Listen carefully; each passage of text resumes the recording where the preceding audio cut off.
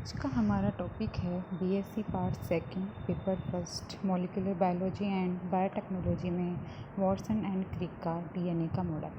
Watson and Crick ने Morris and Wilson द्वारा x ray क्रिस्टोग्राफी से तैयार डायग्राम्स के आधार पर डीएनए का डबल हेलिकल मॉडल दिया।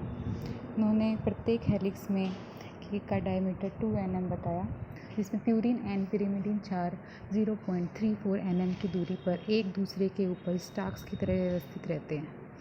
वॉटसन एंड क्रिक ने अपने मॉडल में जो डबल हेलिकल स्ट्रक्चर बताई है वह एक्सरे से प्राप्त मेजरमेंट के आधार पर बताई है। उन्होंने एक्सरे के आधार पर मेजरमेंट को लेकर शर्करा तथा फास्फेट को डीएनए अणु के अंदर तथा नाइट्रोजन बेसिस को डीएनए में बाहर की ओर व्यवस्थित किया, लेकिन बाद में उन्होंने इसे उल्टा कर दिया, मीन्स रिवर्स कर दिया, जिसमें नाइट्रोजन बेस पेयर अंदर की ओर तथा शर्करा तथा फॉस्फेट बाहर की ओर है।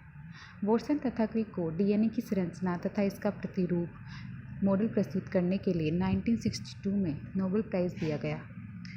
डायग्राम में आपको दिखाई दे रहा है, इसमें शर्करा तथा फॉस्फेट डीएनए की बैकबोन बना रहे हैं एंड नाइट्रोजन बेस पेयर इसकी स्टाक्स को निर्मित कर रहे हैं।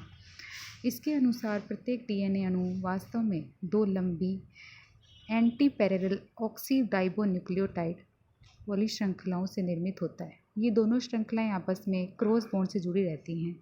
ये हाइड्रोजन बॉन्ड द्वारा आपस में जुड़ी हुई श्रृंखला।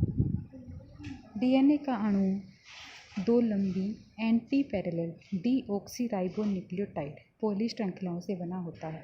प्रत्येक पॉली डीऑक्सीराइबोन्यूक्लियोटाइड श्रृंखला अनेक मोनोमर से बनी होती है, जो एक दूसरे से फास्फोडाइएस्टर बॉन्ड के द्वारा जुड़े होते हैं।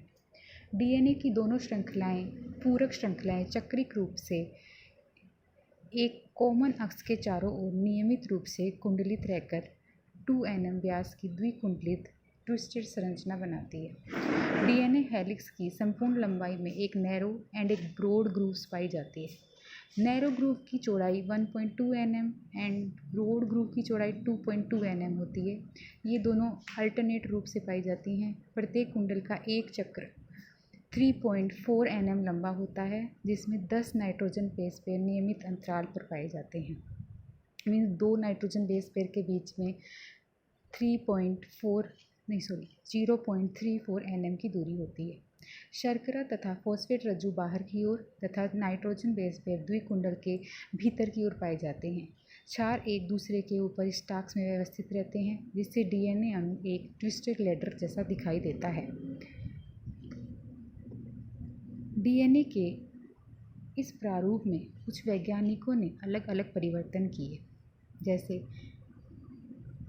डीएनए एक द्विकुंडी संरचना है जिसमें दोनों सूत्र हाइड्रोजन बॉन्ड द्वारा जुड़े रहते हैं। नाइट्रोजन बेस पेयर निश्चित अंतर पर उपस्थित होते हैं, जिसमें एडेनिन सदैव थाइमिन के साथ तथा साइटोसिन सदैव गुआनिन के साथ पेयर बनाता है।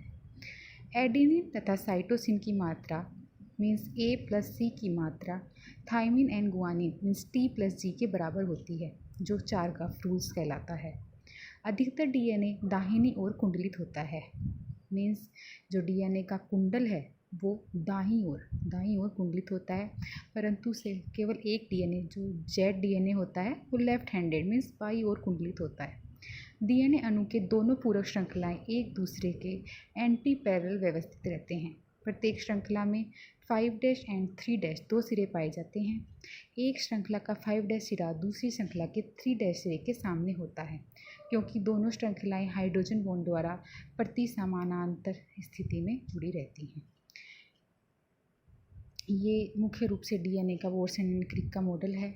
इसके बाद डीएनए के वेरियस कॉन्फॉर्मेशन मीन्स डीएनए के विभिन्न प्रारूप। डीएनए के मुख्य रूप से 5 प्रारूप मीन्स 5 कॉन्फॉर्मेशन पाए जाते हैं, जो उसकी स्थिति के अनुसार मीन्स डीएनए जिस जगह पाया जा रहा है उस स्थिति के अनुसार होते हैं। A DNA, B DNA, C DNA, D DNA and Z DNA. सभी DNA A B C D right handed होते हैं, दाईं ओर कुंडलित होते हैं। केवल जेड डीएनए लेफ्ट हैंडेड कुंडलित होता है, जैसा कि टेबल में दिखाया गया है। सभी का कंपैरेटिवली स्टडी की गई है। सभी का कुंडल दाईं ओर होता है।